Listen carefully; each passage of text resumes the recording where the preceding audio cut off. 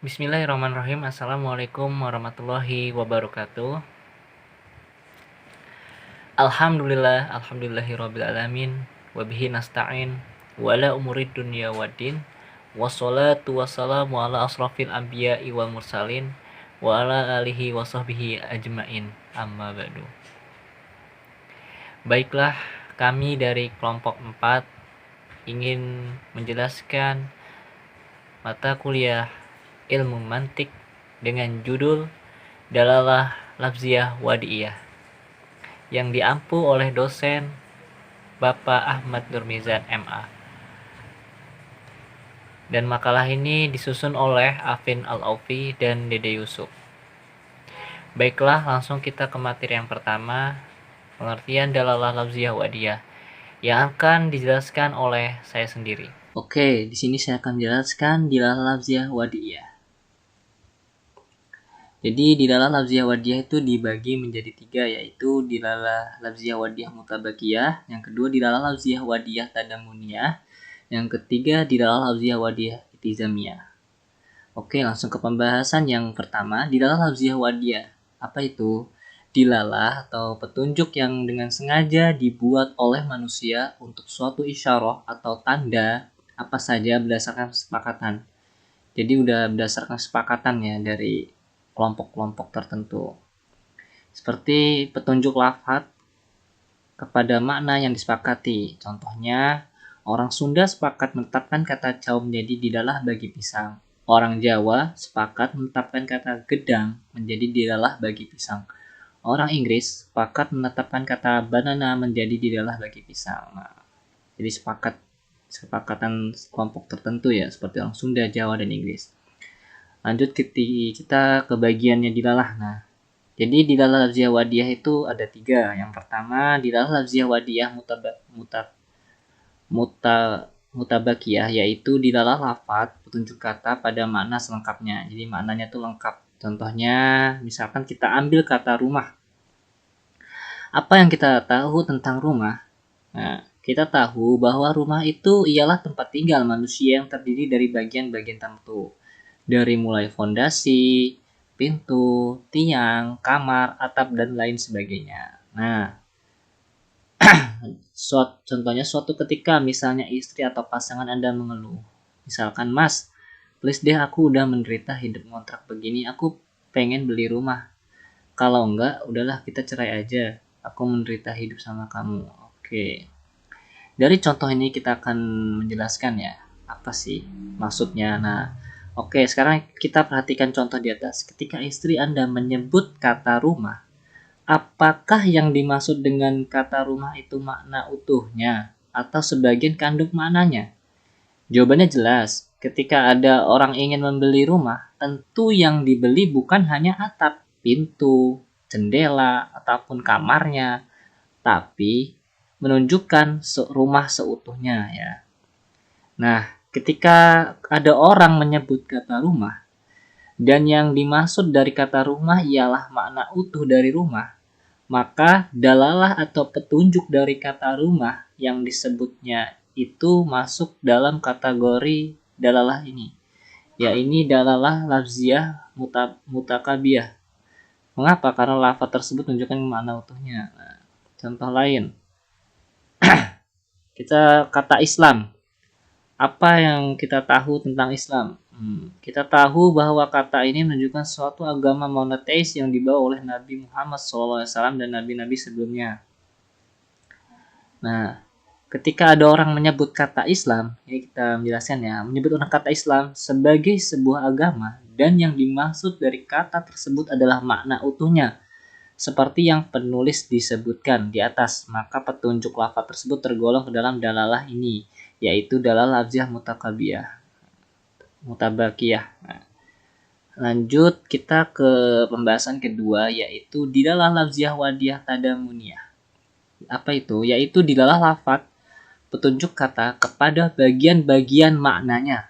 Nah, tadamun itu artinya kandungan. Dalalah tadamuniyah artinya itu petunjuk suatu lafaz atau sebagian kandungan maknanya. Seperti dalalat al-lafzi ala juz'i ma'nahu allazi wudi lahu. Nah, Bismillahirrahmanirrahim. Baik, di sini saya akan menjelaskan contoh dari dilala lafziyah wadiyah tadumuniyah. Di sini untuk lebih memperjelas lagi kita ambil contoh kata rumah. Nah, di sini kan kata rumah tadi kan sudah dicontohkan di atas ya. Jadi makna utuh dari rumah itu ialah tempat tinggal manusia yang terdiri dari bagian-bagian tertentu seperti yang kita tahu. Tapi dalam percakapan sehari-hari seringkali ya kita menyebutnya ya kata rumah itu ya rumah gitu kan. Nah, di sini yang dimaksud dengan dilala lafziyah wadiyah tadumuniyah ini adalah sebagiannya saja, bukan makna utuhnya. Misal, ada orang minta tolong kepada kita, Mas, saya mau minta tolong, rumah saya bocor. Nah, kan? Apakah itu berarti bahwa semua bagian rumah milik orang itu bocor? Tentu saja tidak kan. Jadi yang dimaksud adalah sebagiannya saja, yaitu atap misalnya. Jadi dari contoh tadi kan ada rumah bocor. Nah, yang dibenerin itu kan hanya yang rusaknya saja gitu, bukan seluruhnya. Akan tetapi bagian-bagian yang rusaknya saja. Jadi hanya bagiannya saja gitu, bukan bukan semuanya gitu. Jadi kesimpulannya, ya, jika suatu lafadz menunjukkan makna utuhnya, maka dilalahnya tersebut masuk kategori dilalah mutakobiyah.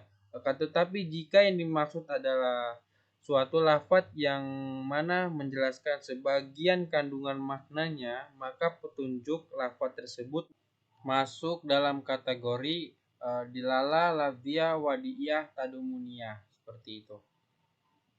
Baik, selanjutnya yaitu dilalah lafziyah wadiyah itazamiyah.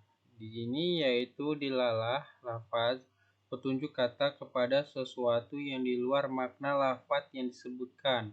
Akan tetapi masih terkait amat erat terhadap makna yang dikandungnya. Bisa jadi kita menggunakan suatu lafaz dan yang kita maksud bukan makna utuhnya, juga bukan makna sebagian maknanya, melainkan makna lain di luar esensi lafaz tersebut, tapi masih memiliki keterkaitan dengan lafaz tersebut. Misal ada kata api, tapi yang dimaksud ini adalah panasnya gitu. Ketika kita sebut kata api, biasanya kita langsung membayangkan panas. Kata api dan panas ini adalah dua hal yang berbeda. Akan tetapi keduanya ini saling terkait gitu. Nah, jika kita menyebut kata api dan yang kita maksud adalah panasnya, maka petunjuk dari kata api ini masuk dalam kategori dilalah lafziyah itazamiyah.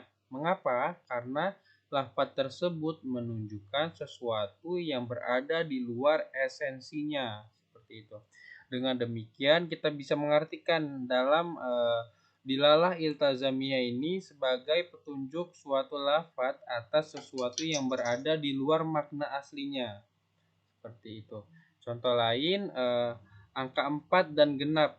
Angka 4 itu kan sudah pasti genap.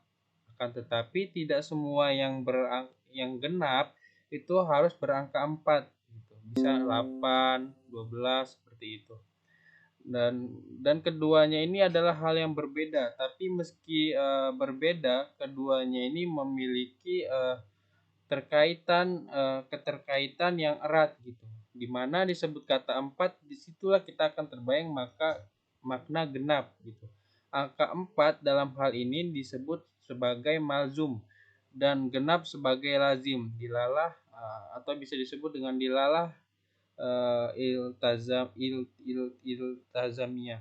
Baik, sekian presentasi dan penjelasan dari materi kami. Mohon maaf bila ada kesalah dalam penyampaian dari kelompok kami. Terima kasih. Wassalamualaikum warahmatullahi wabarakatuh.